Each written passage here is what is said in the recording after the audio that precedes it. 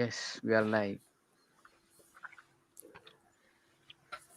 I would like to comment on this question of maybe we're too slow, maybe we're too late discussion.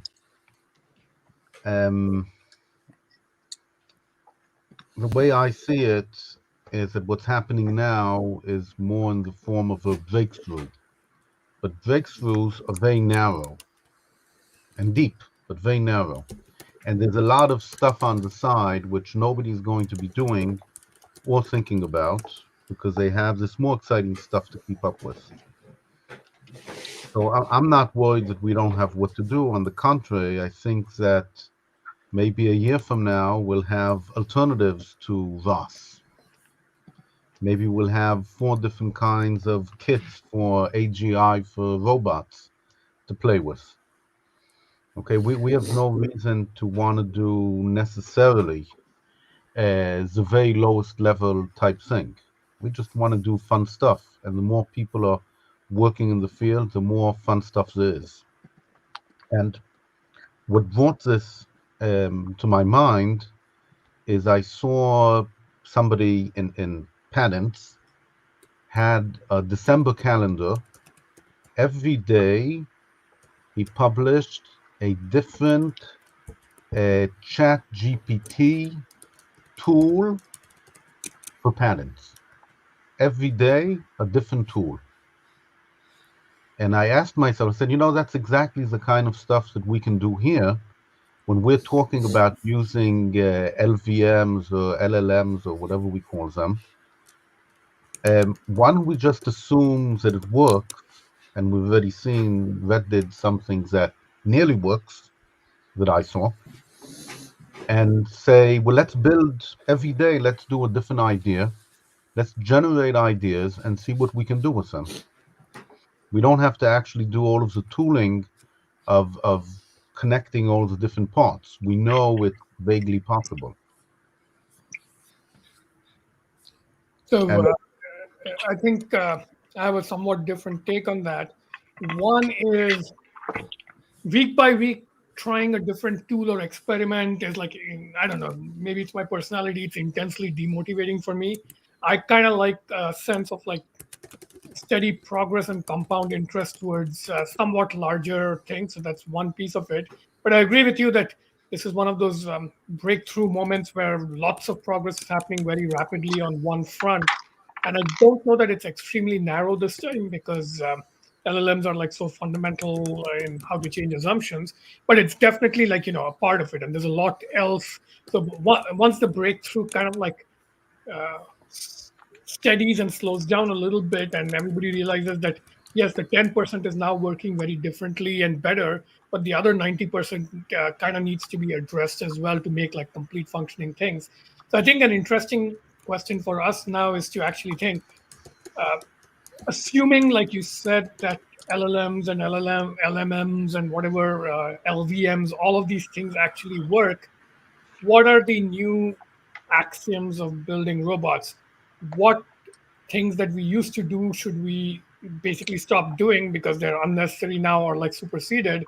And what things that we never thought of doing should we now actually consider new things worth doing, right?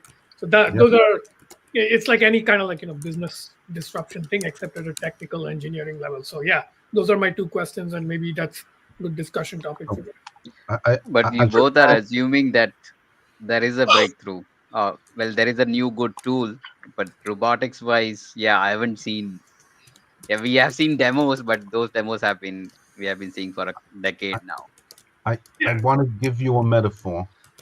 If you look at somebody plowing a field in preparation for sowing wheat, you see the storks and other birds going behind the guy with the plow and picking up all of the rats and bugs that are escaping. So we're like the stork, okay? We have these I was about people. to say, hope you're not going to say we are like the stock. I don't want to be behind the plow guy eating bugs. No, no, we get to eat the rats, okay? So that's how I'm looking at it. So Anuraj, the size of the breakthrough doesn't matter to me.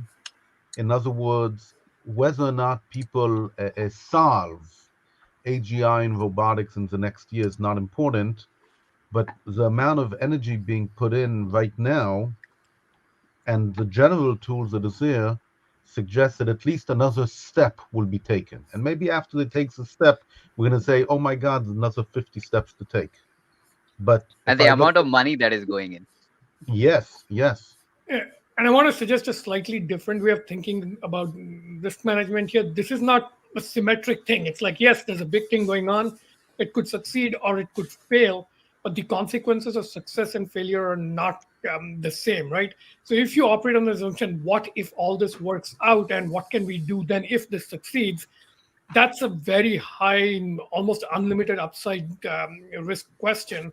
Whereas, what if this doesn't work? The downside is extremely capped. At most, we like waste a year like trying a different pathway. Then it turns out it's all been a dream, and then we go back to doing what we were doing anyway. The loss is not that much. It's like 1 year of like partial screwing around time, which isn't that much investment. But on the other hand, if it does work and we've been hedging too much and like focusing too much on like it failing, then you've kind of lost all the upside. So I think this is like any startup investing or research investing. It's like assume it'll work and then ask what happens if it actually works. And I think I've seen enough signs that it's going to work. Seems like a better hypothesis to me than it's not going to work at this point. But even if it weren't, like even if it were only a 10% chance that this could work, because the implications of it working are so huge, I think it's like the most interesting bet right now is to like run with it basically. But yeah, not again, I don't like the idea of like, trailing behind in the wake and eating the rats and bugs being dug up by like the big effort. Something about that mental model seems wrong to me. To me, it's more like assume it's going to work, the harvest is going to succeed, and the wheat is going to get planted and harvested and turned into bread. Start inventing sandwiches. That's kind of how I think of it. Like, yeah. speculative So execution on the case of success, not trailing execution on like the margins. So yeah, what sandwiches do we want to make assuming LLMs? Extremely mixed metaphors here. are you familiar with Little Red Hen? Okay, so that's a kid's book, and the little red hen wants to make bread. So she says, "Who's gonna help me plant the wheat?" "Not I," said the cat. "Not I," said the chicken. No, I forget the dog. And then it goes on until finally, she sells the wheat, and then she makes the bread. And now everybody wants to have bread. And what does she say? "I did all the work. I'm gonna eat all the bread myself." So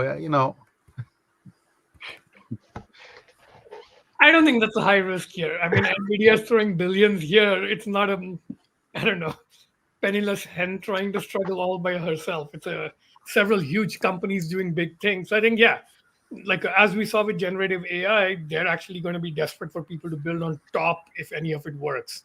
yeah. Uh, so yeah, I don't think that's a risk. If it works, yeah, it'll be free for all, same as with Gen AI. So But basically, we have to try to include the infrastructure they are building with the YaRG project. That would be a nice. yeah, like I'll give you an example of what I'm thinking. Like doing navigation the way we've been doing, we would continue down the road of like, what are the best SLAM libraries? How do we integrate SLAM and LiDAR into our robots? That kind of thing. Right? Now we've already done a couple of quick tests of can we do object recognition and like LLM level supervisory control. Right? We did that experiment with ChatGPT here in the meeting several weeks ago, and then Red did his kind of closed loop version of it that I still don't know how to interpret, right? So we already know that that's a very different path than Right. continuing with SLAM. So I would say, for example, 2024 is not a year to learn all the details of SLAM and get expert at SLAM. It's a year to try this other path. I would say it, a little bit differently. 2024 is a year where we look at how we leverage LLMs for low-level signals that come from robots rather than devise algorithms that know how to process low-level signals. So I really like the part where we told it, what it's measuring, what's the temperatures, and so on. And it made some sort of sense out of it, whatever that means. But if we're able to get the LLM to use its, I don't know, database of human knowledge, it could be interesting. LiDARs are quite cheap, by the way, these days. A 3D LiDAR is unitary one. I saw it's around $350 to $400, and then if you want a 2D one, you can get it for $70. Uh, I think another thing worth thinking about is, yes, things like LiDAR are getting cheaper, but one of the things that goes very well with the deep learning revolution is throw away all sensors except cameras. Yasha was championing that, I think, about a Yep. year back. And you can, like, we talked about weird cases like maybe you don't even need like wheel rotation speed sensors like Hall effect sensors. You can just like watch the tire tracks behind and like detect Right. stuff, right? So, so that's an example of like, all right, what assumptions should we question? Is LiDAR still a thing or is everything cameras? That's a worthwhile discussion topic, I think. I believe Elon has always been like violently against LiDAR at Tesla. Like he basically vetoed it and he wanted to do everything with cameras because his reasoning was technology is an existence proof that vision is all you need. So there's Uh, well, we are not just dependent on vision, so we use our other senses like hands and stuff to navigate. So we kind of have a intuition of what our limits are. So LiDAR kind of augments camera, I would say. LiDAR, I would make it more analogous to bat and dolphin sonar. So LiDAR, radar, and sonar are all basically ranged, sort of like non-tactile distance measuring things, right? Uh, Here's another angle I've been thinking about. I see several videos of people trying to generate training data for robotics. Like there's one hand manipulator thing with a glove.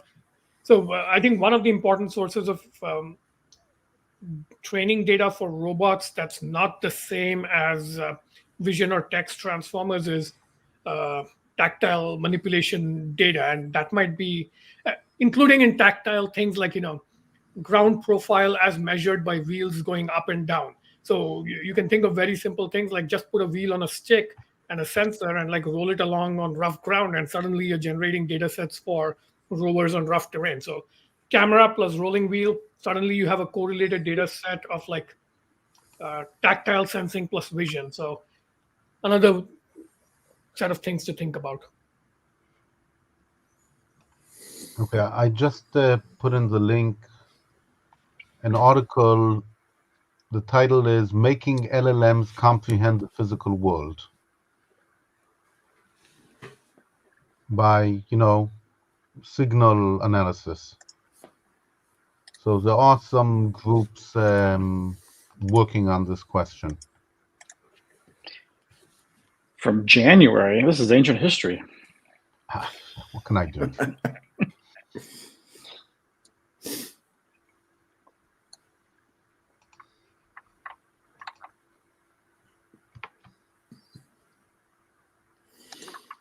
There's another one.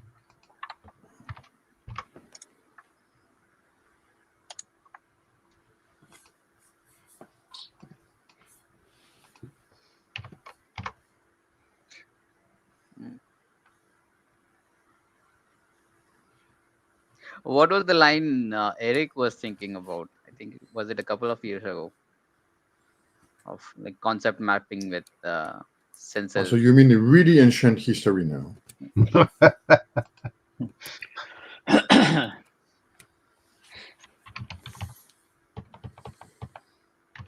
Which one? Which one are you talking about, YaRG? You had some like presentation. I remember like you could classify the sensor readings into some concepts. And Yes. So that was about the internal representation.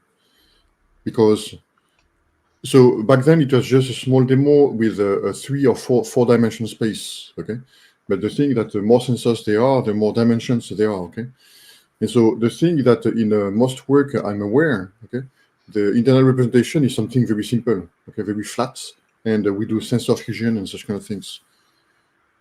But the thing is that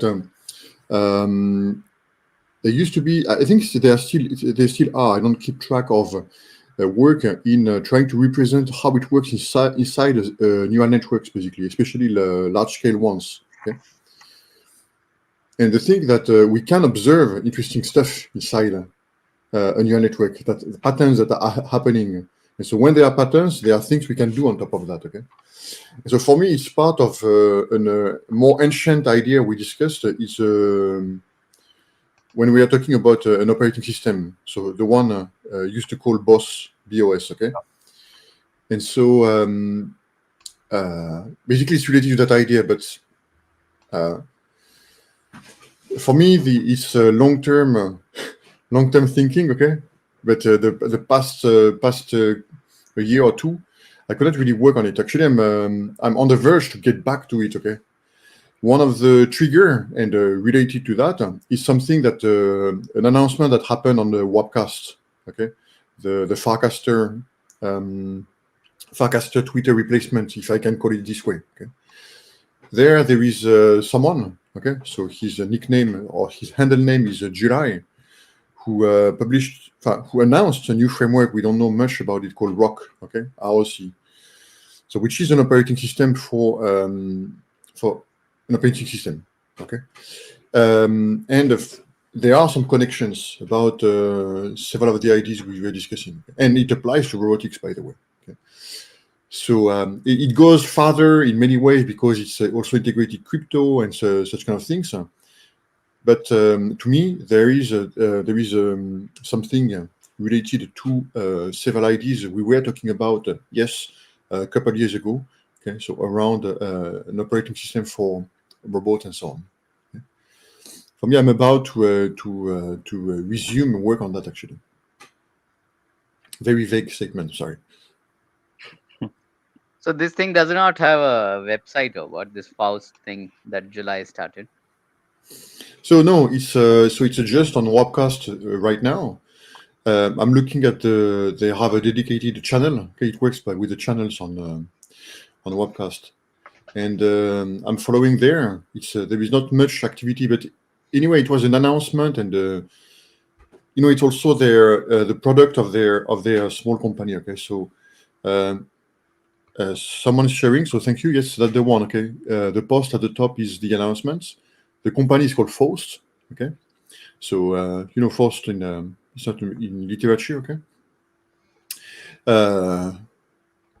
And that's the ROC thing. Okay, so the catchphrase is really at the top. Okay, ROC, a reality oracle computer that notarizes. Okay, sorry, with my French accent. Okay, but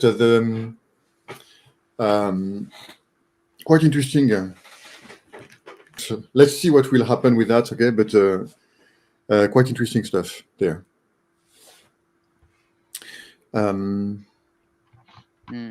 Isn't this what we are trying to do with the rovers eventually, like transactions on chain and the hardwares are there? So yes, there are a lot of common topics and stuff we started to talk about, stuff where maybe conceptually maybe we are talking about something further away and so on. Okay, I think the thread that someone is showing now is not so long and quite interesting to show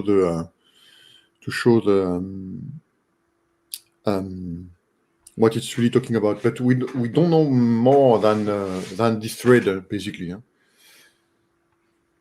I interact with July a bit more actively for about a year and a half. Okay, so I kind of know that they were going into that direction. Actually, I'm meeting him in a few weeks. Okay, he's Japanese, by the way. Okay, so he's coming to Japan next month, and so I expect to know more at the time. Okay. Actually, yeah, I had invited July to one of our meetings, but he was a little busy at that time, so he could not join. Okay. Yeah, but this seems kind of similar to our line of thinking in general.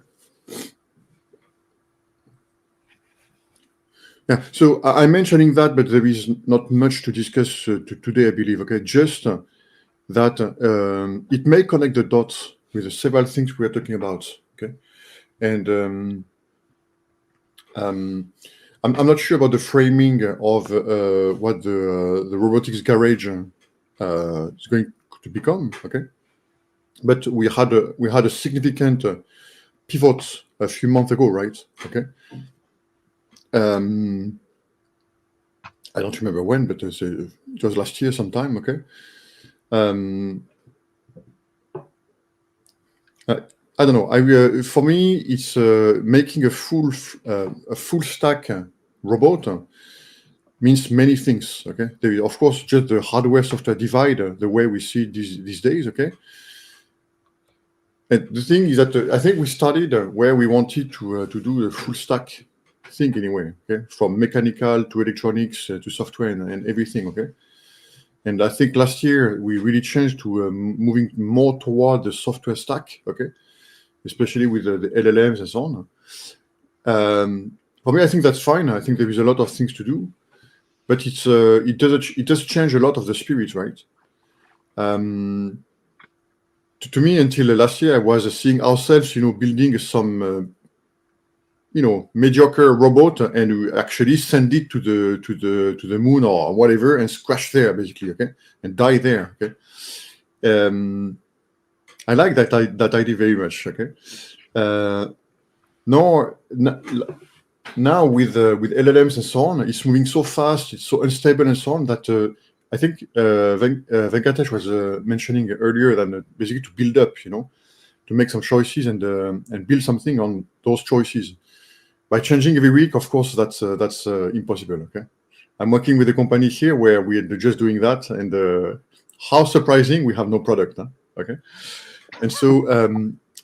Yeah. Okay, so it's. But didn't NASA steal our idea and now it's sending 3 small rovers to moon this year? I think. What was that project's name? I forgot. I think I had posted. I think Mayor first posted it. No, the thing is, 2 years ago when I was kind of when I tried. To take the baton from Venkatesh to do some facilitation for the group, okay, that was a big failure because but from April I had a local issue that really prevented me from doing anything anyway. But that year, the introduction slides were about okay, let's build. It was the second year. Okay, the first year we had at the end of the year we had some concrete fun. Okay, and the year after. My reading was that building on the momentum and try to use the year to build something, okay, by ourselves completely, okay. And so because of my personal situation, but also I felt that it's not really what we wanted to do, okay, and we didn't do it. But after that, we came back. There was a time when Joshua was around, and with the OpenCAD and so on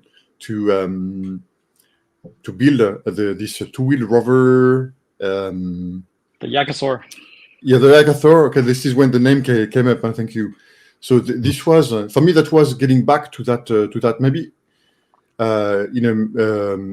much more in a much better way because Joshua knows his thing. Okay, for me, CAD is my experience was 20 years ago. Okay, and I'm a bit lost with all that and so on. Okay. And so I thought that I was just, look at that drawing, try to contribute, and prepare myself for the software side because this is where I have most experience now. Okay. But then after with the LLM, it's LLMs is crazy. Okay, it's like the joke from Rhett earlier that a paper from January is history. Okay. Yes, it's really that fast, right? Okay. So how can we build up anything if we try to keep up with with the pace of those things, okay? I don't know, okay? It's for me that I always fail in trying to do that, okay? In the past few weeks, we start seeing, there was another link on Slack, not Slack, I'm sorry, on Discord that we shared from Chen Wang, the Dex Cap, the two hands, something like $3,000 robot that we can use to experiment and so on. Okay. I'm not sure there is this link. I think yes. I don't think there is any significant innovation there. Okay. I don't think there is any. I haven't read in detail. But the thing is that it's a milestone. Okay. It's a milestone, maybe with components that exist. Yes, that one. Thank you. Like the old thinking of the component of the shelf. Okay. And basically it's an integration effort. Okay. And a brilliant one. Okay. And based on that, I'm pretty sure that will allow that team, but also several other teams to perhaps build innovation on top of such platform. Okay.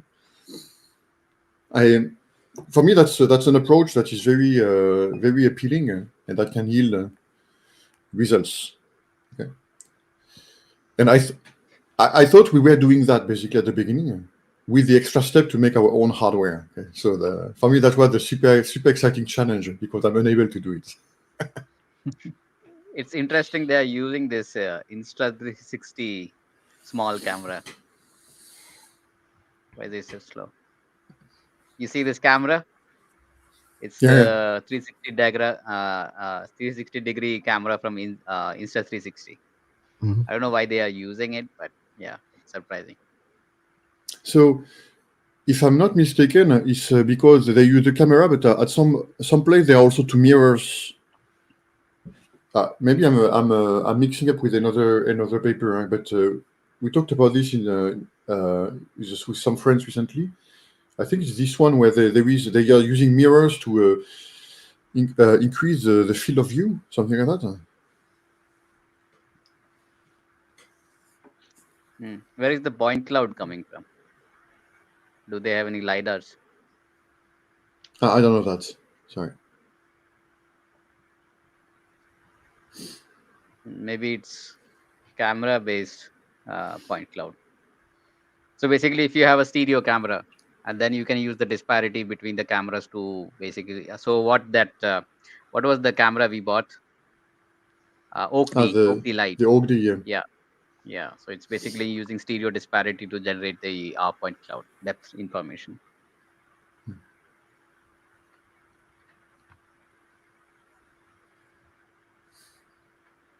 So anyway, it's not so much the detail of this platform that matters. It's more about the approach that I wanted to talk about. Okay. But they are still using some cloud-based stuff, right? It's not on the mobile platform. So they still have to talk to a powerful computer. Not sure in their settings, okay. But again, it's not so much about what they actually do that to me is something to copy. Basically, it's more about the approach. Okay, so their approach is basically to build to mainly take existing stuff, basically, okay, and putting them in a way that is easy to reuse and build on, basically. Talking about existing hardware. But can you use this? Can you use this for navigation? The same policies, like you could just leave a mobile robot with the sensors, and then it has to go from point A to point B, and then we draw the path, and then it explores the path, and then basically you combine them, like it says. Yeah, that sort of thing has already been around for a long time, and like in a very much more mechanical version. That's kind of what pendant-based training of machine tools, how it works. So you have like a pendulum-like thing, which you use to like show the machine tool how to move for cutting a piece, and then that converts it into G code. So even pre-machine learning, that type of like approximate training has been around. Yeah, I think this is going to be the way now. So there have been like several generations of basically learning from humans doing actions. The thing I want to pay attention to is this is one major strategy. The other major strategy is like reinforcement learning from like completely zero, no prior knowledge conditions. and then it just like trains against itself and figures out how to do stuff. And often the same functional behaviors are extremely different when it learns from scratch by itself. So here it kind of looks like a human moving an arm, but with the same hardware, if you started from like zero initial conditions RL, it might do the same task in a very, very different way, but it'll still be very effective. Rhett, you were saying something. About some platform. Oh no, I was just trying to clarify what was meant by approach here. Was it? Yes. Is the approach was, hey, they don't build any hardware. They're just coming up with different ways to train and operate them, or what? What's the essence of this? Yes, thank you, Rhett. That's by listening to Venkatesh, I realized that the approach was vague and could mean many things. Here, I was not talking at all about whether to use reinforcement learning or such kind of techniques or whatever. Okay, is the approach of the paper to me. Okay, is the goal is to provide a platform to do several things involving manipulators. Okay, and the approach is basically they could be building a completely new platform with completely new hardware, completely new stuff, okay? Or they could be reusing part, or they could be only do some reusing and have a COTS approach where they put together existing PCs, okay? And you see, I never talk about concrete technology here. I'm just really talking about the overall approach. That's what I was trying to mean, okay? Sorry. And so here in the, I don't know when in detail enough this work, okay? But my understanding of the approach, okay, is that they are putting together existing stuff, okay, in such a way that they can have a very cost-effective platform that can be reusable to do a lot of things, okay? And there is this piece a bit specific, okay? It's about the imitation learning, okay, where they put together in the package a piece of hardware, a piece of software that allows to demonstrate to make a demo to the robot for it to learn from it. Okay. So it's about building tools to do all that, but the overall approach is mostly to reuse stuff to streamline activities that others have been trying to do for many years already. Okay, imitation learning has been around for quite some time. So, by the way, imitation learning is about training a robot, typically with reinforcement learning, if I'm not mistaken, okay, to reproduce examples executed by a human being. Okay, so it could be we do something manually, and we take a video, we record this video, and somehow we apply that to the robots. Okay, but it could be something more richer. Okay, so for example, we see in this paper that in their framework they integrate sensors like on the fingers, okay, like some kind of gloves to record the position of the fingers, okay, and they record all this information to afterward train a robot to do something similar. Okay. This has been around for some time. Okay, here the approach, okay, is to provide a kit, okay, that allows to make that more easily, okay, to anyone. Okay. Sorry for the longish answer.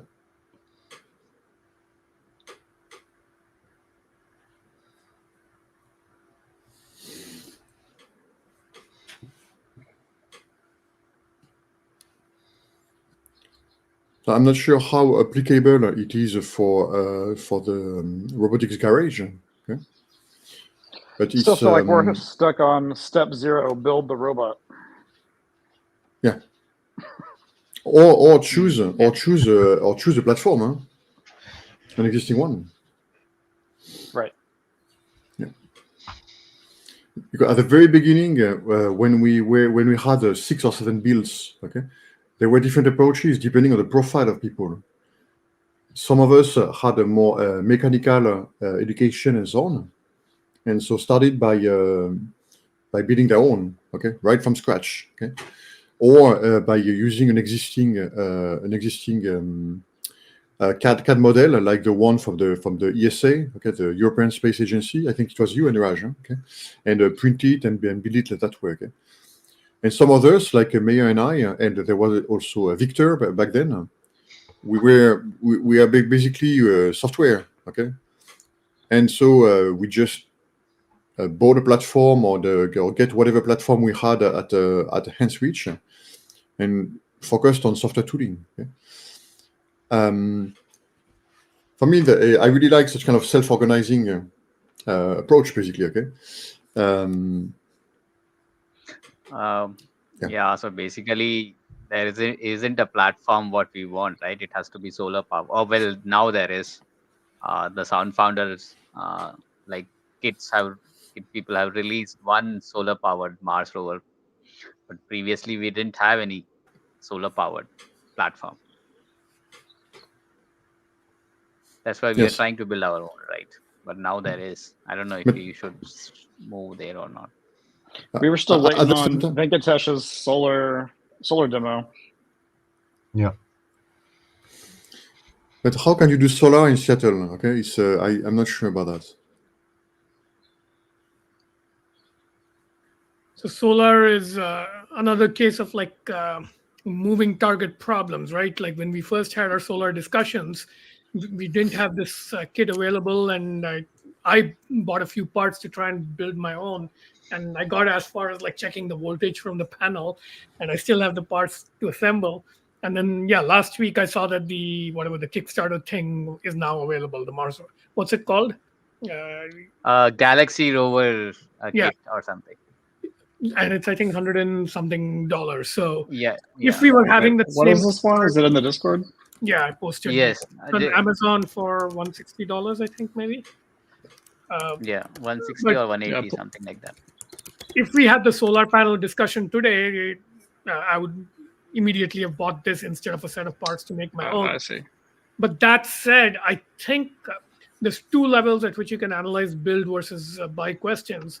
One is if you already have like an interesting idea about what the strategic thing to focus on is, everything else is just like, instrumental, and you have to get there as quickly as possible. So good thing is available, buy it and move on, right? But the other reason to build over buy is if you think it's actually worthwhile learning as part of like the overall project. Like I think even if good solar charging rover platforms are available, I think it's still worth knowing a little bit more about hands-on what it takes to build your own solar power solution, right? Actually, it And might be also- good to just study what they have done. Yeah. The Sun Founder people. I don't know if they release the schematics and stuff, or we could just pull in and buy, because, well, I mean- for me, like there is no use because there is half the year there is no sunlight. So I mean, it's cheap enough that I wouldn't mind just buying it, but I do want to be mindful of like not mistaking shopping activity for progress in learning robotics. Right? That's it. Like the Lego That's kit. healthy. Yeah, I mean, when I was a kid, this would not have been an option available to me to just scratch the itch with shopping. But yeah, the Lego was a good case. Like Rhett and I both bought it. Rhett is still working on it. I finished mine, but after I was done, it was kind of a little bit of a letdown. It was more a shopping and aesthetic thing than much learning. I mean, there's a couple of cool mechanical things, but the build is complete, and I don't feel like I learned much. I think I bought myself like something that's the equivalent of like, I don't know, 2 or 3 movie tickets worth of like entertaining hours. So it took me about 6 hours to build the thing. So it's like 3 movies worth of entertainment. I didn't learn much from the Lego. It's useful to have as like a visual thing. so this is the kit. The tumbler, right? The tumbler was, if you make on a spectrum, Lego is one extreme. The tumbler was somewhere in the middle because I think putting it together and then getting my little ultrasonic thing to work on it. No, the beeper. Yeah, thing we did together about distance sensing and making it beep, that was a little useful. But this, yeah, if we just put it together, I'm afraid that's all I'll do. I'll put it together, it'll sit outside, it might do a couple of test runs, but it won't move on. But we basically need the hardware or the like how they are using the solar panel, right? Yeah, And charging it. That is what we need. we can get there, but I think we are still stuck at the earlier iteration of that kind of challenge, right? The idea with the tumbler was we would get that, and then we would use it to upgrade from what was it, Arduino Nano to the ESP32, and then Yeah. that got stalled in the 3.3 to 5 volt transition Yeah. and other issues. So I don't want to repeat of that. Like if we buy a platform to like hack and upgrade, we kind of should do it properly. Uh, Actually, the Tumblr is still not a bad platform to try and extend. Like, are we still trying to do Yeah, that? that has been on my table to redesign that voltage translation, but it has been stuck.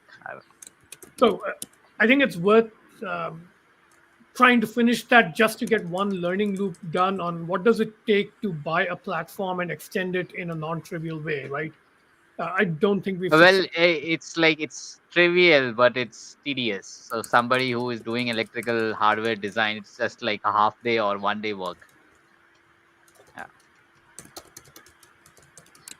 This solar one, I think it basically gets us out of like dealing with solar at all. I mean, we learned something putting it together, but then we'll actually be back at the same fork in the road. It has, I believe, one of the lighter Arduinos powering it. So if you wanted to add a big brain to it, we are back at the tumbler type thing, right? Mm, What's the Yeah, process? it seems like it gets back to look, they built this breakout board shield thing. It's their custom solution for the problem.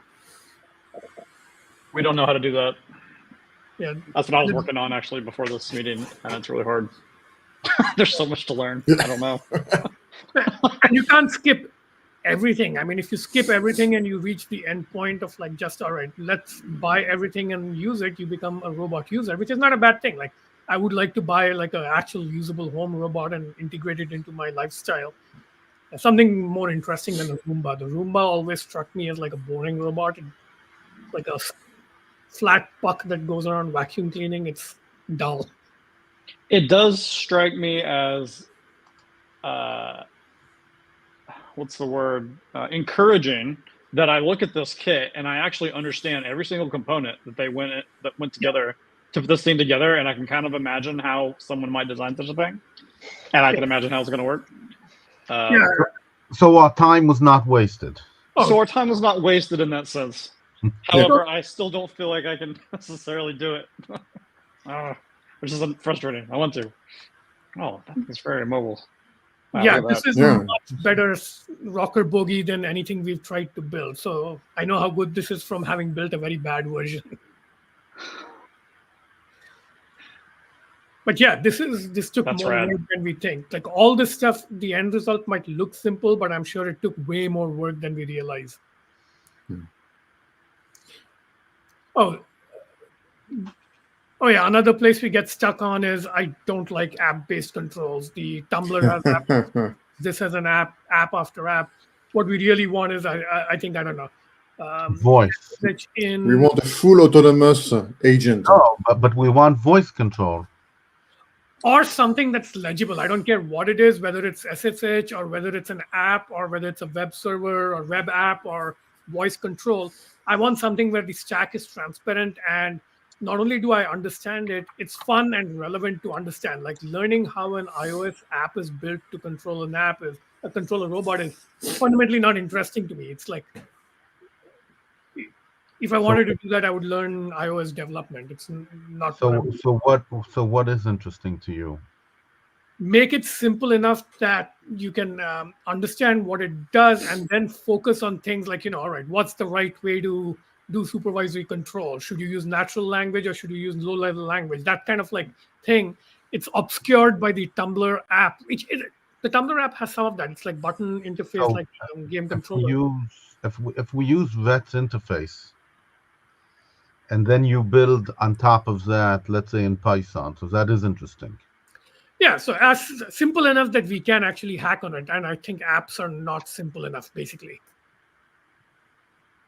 So yeah, so for that it depends, because there are now very good frameworks. Okay, I'm personally fond of the Flutter framework from Google to build apps that can run on any, even run on a website. Okay, after, even if we are doing on iOS or Android or whatever, if we take a serial connection from the phone, we're not talking about any cloud or anything, from the phone to the rover, for example, via Bluetooth. Okay. Bluetooth is a serial. We can have a serial protocol on Bluetooth. Okay, and that's exactly what Rhett was doing in all his demos.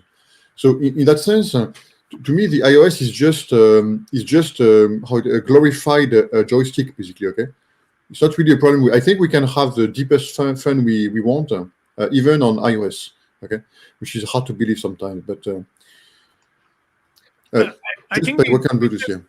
I've liked the best are like a web server running on the robot itself that you access over a VPN. That pattern looked interesting to me, because not only is it clear what's happening, it's also interesting to learn, and you can see how it directly and relevantly expands the potential of robots. Like you can have a bunch of robots on a VPN coordinating with each other. That sort of thing becomes interesting. Yeah, and we can do that with any smartphone. Over Bluetooth, or we put the rover and the phone on the same private network. In fact, the companies that Meyer and I were using to buy robots from, High Wonder. Okay, basically it's educational robots. But at some point they were pitching themselves like that. Okay, and so when you boot the robot the first time, basically, it creates a hotspot. Okay, so a private. It becomes a Wi-Fi antenna, basically. Yep. And you can connect your phone to that network to control your robot if you want. For me, the first thing I do is to erase everything. So I never tried it. Okay, sorry, but that kind of works across several companies. Okay, several companies take that option. Can we do that to these off-the-shelf robots like the Tumbler and the other one? Can we rip out their app infrastructure and put in this Flutter type, something, I don't know, more open source and hacker friendly? Well, we can use ROS, right? Because ROS is basically providing all these services, but it has a learning curve. So because it's own build system, so it's basically the publish subscribe middleware. It provides the glue code for whatever we are talking about here. So for the software side, yes, but after we still have to make a choice. Like, do we work over Wi-Fi, over Bluetooth, or such kind of stuff? And the good news is that all that is available and relatively easy to use, completely open source on even the iPhone. We can even use some NFC tech. Okay, so what would be interesting, is to use NFC, for example, for your phone to automatically connect to the network provided by the rover, for example. What about things like the first solution Rhett had, which was some sort of radio frequency base station to the RPi? What was that? Does it fit into what we're talking about now? It does, in the sense that like it worked well with Arduinos or things that didn't support full like IP stacks. But generally, I think Wi-Fi is a pretty good solution to Wi-Fi, and just more compute solves a lot of problems, makes a lot of things easier to deal with. Well, if it's out in the field, we won't have Wi-Fi, right? We would need to do the cell piggybacking thing that we talked about before. Oh yeah, that's it. Oh man, that's another project that was a dead end that I never came back to. Yeah, I was getting emails from that company, like they just constantly send me emails like, "Hey, noticed you haven't logged in yet? Have you tried it yet? Your development board." Rhett, do you think that Bluetooth would be enough for sending commands and perhaps receiving images? My reaction to Bluetooth is always like, "Oh God, don't do it," because I have so much terrible experience with like Bluetooth I know what you're talking about. on like headphones and like keyboards and everything else is just like, oh, Bluetooth, but yeah, I hate it. So I've always avoided it, but I'm sure it's whatever it is. I'm sure it's better than the radio thing that I built. So, No, it's well, I know exactly what you're talking about. Okay, but the thing that my question is more about the bandwidth. Okay, because you know, just that's a lot of the boards we can buy, the SBCs and so on, they have built-in Bluetooth. Okay, yeah, and so if there is enough bandwidth, you know, to send commands and perhaps receiving frames, maybe not a high FPS, but some frames. Okay. Yeah, I think short That's an of option. video, Yeah. that's probably completely reasonable. But also, so many of the boards have Wi-Fi, like the little this little board, like the Wi-Fi Yeah. on it works great and can send video over. It's like it's kind of hard to like justify not just going with that, even if it's like paired to something locally, or it's like Oh, you know, providing a base station. It's so much easier anyway. So Yeah. No, Bluetooth is can be really hard to use. Huh? That's I confirm. Yeah, I haven't used it in a robotics context, I'll admit. I'm somewhat annoyed by this Galaxy RVR Mars rover that, like, as cool as some of the chassis looks, it's still got wires just zip tied to the frame. Instead of like, like, what do you do with the wires? Like, come on.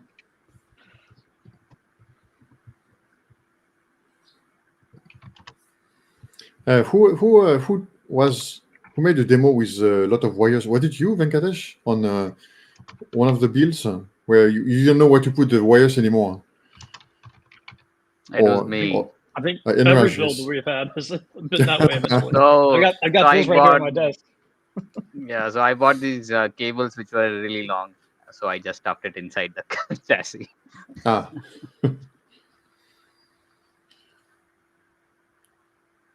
But there is one point that if we take, for example, the Galaxy rover, okay, from Sunfounder, there is something that, you know, we can also see such kind of project as very iterative, okay, where, for example, at the beginning we don't do solar, okay, where we do something maybe that has only 4 wheels and a very simple chassis, okay, and have that working, and the next iteration maybe has the boogie, okay, and after yet another iteration, we replace a battery pack, a simple battery pack by a solar solution, so with another kind of battery pack, basically.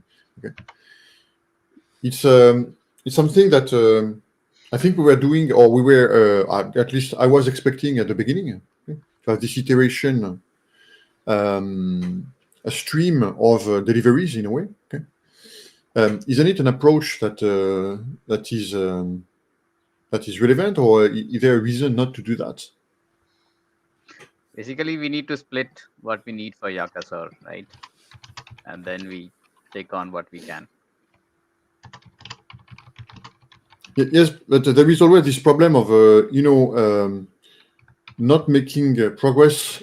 By progress here, I mean to not delivering anything until the specs are requirements are complete. You know, the typical waterfall problem of requirements engineering.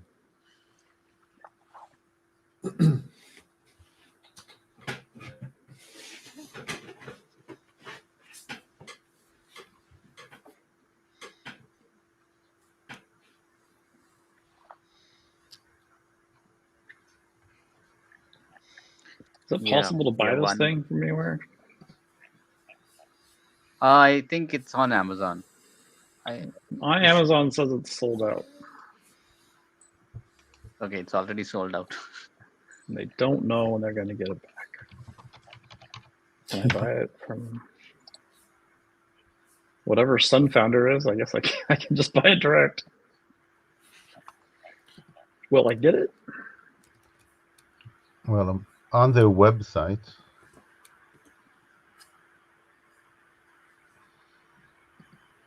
I've decided not to get this until I make some progress on all the shopping I've already. On their website, it's not sold out.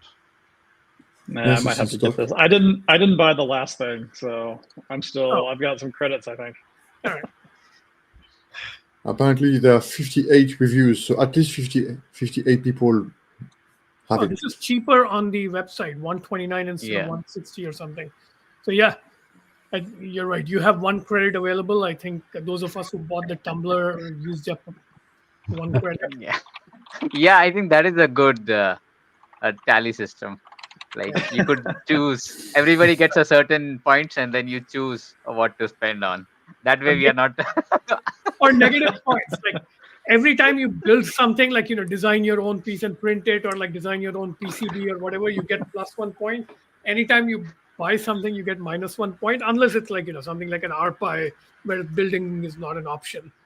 I just wanna remember that I don't know, at least Venkatesh, you're in the Pacific Northwest, where they have these ideas of huge parties you have to throw to use up all of your funds.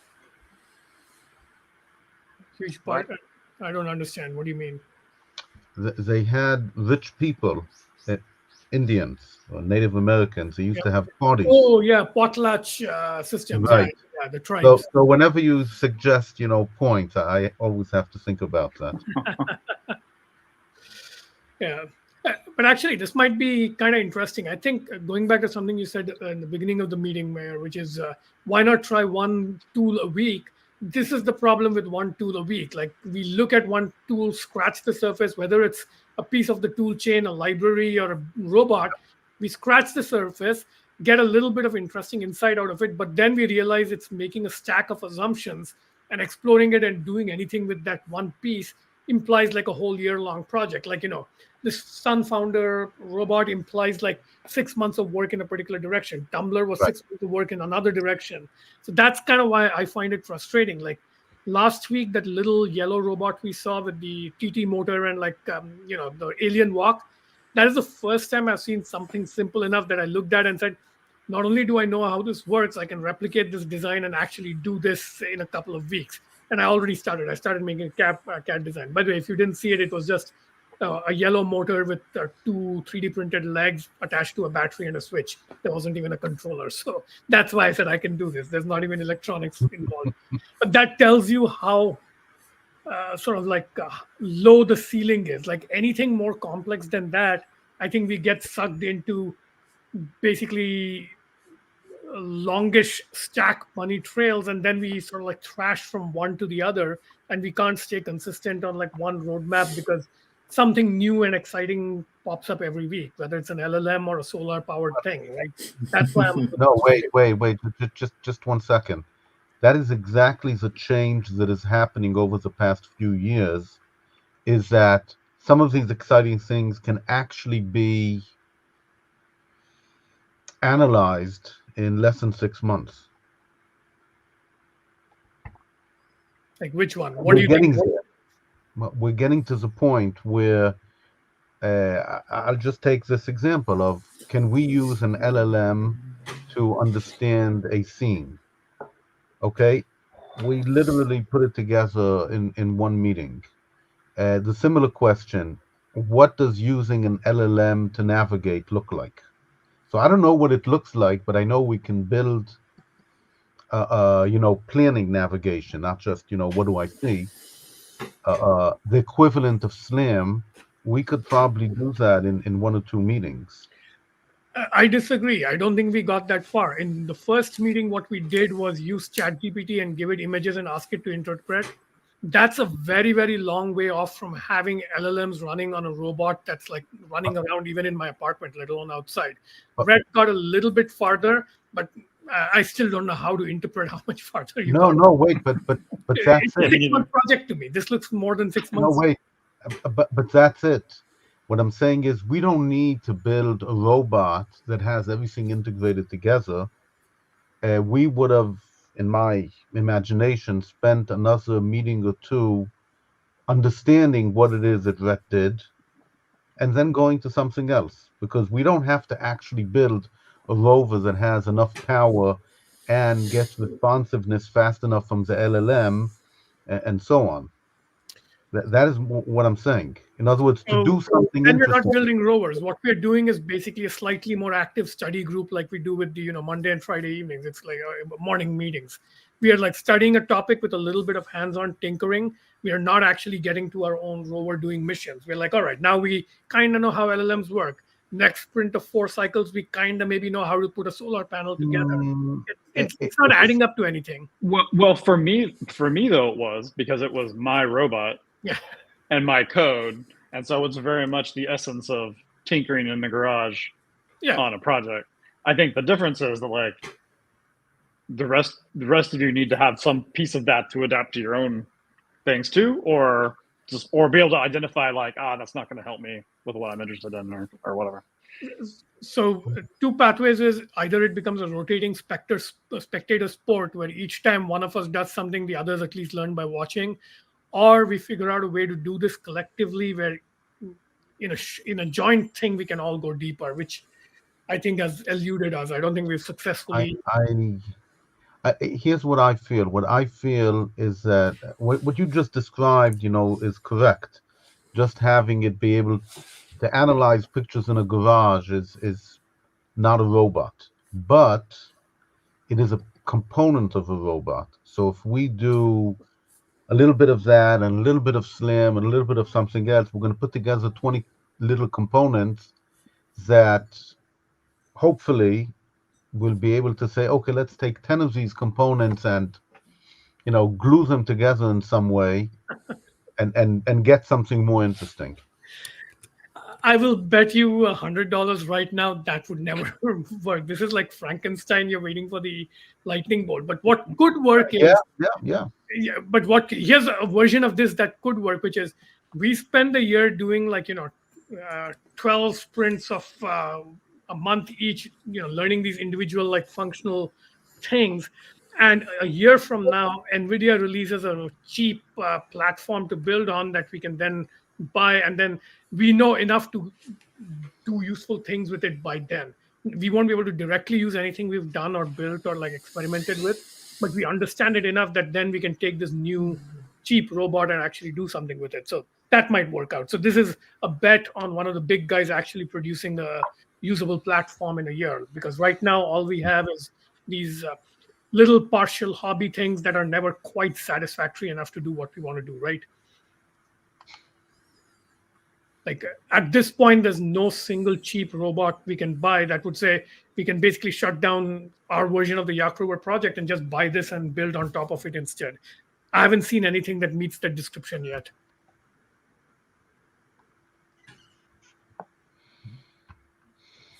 This comes the closest, the Mm. solar power Galaxy rover, except that it's running on Arduino.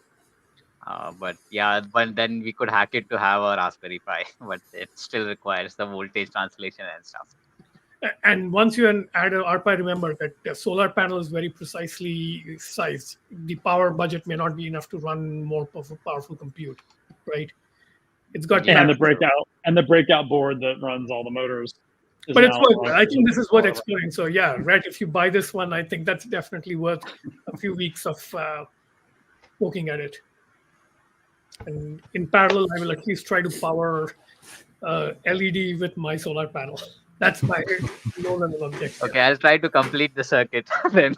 But like we should have, it has been there on my desk for 6 months, but I'll try to complete something. But we should have this point scoring system. Maybe it will keep us motivated. Each time we complete something, we get 1 point or something. If you can figure out how to put it on chain, well, I like the Robot negative would do that. system. Like at this point, Red has by buying or deciding to buy the rover, you've accumulated minus 10 points. I think so you have to work off 10 points worth of actual building to get to 0. So, Rich, as long you as we bought don't this. count. Oh, it's in my shopping cart here. Now I'm just gonna see if there's anything else I need. Looks like a complete kit to me. Yeah. Yeah, when you get it running, give me a holler and I'll come out and watch you play with it in your backyard. Yeah. All right. Yeah. Get over. So, done. Cool. Bye.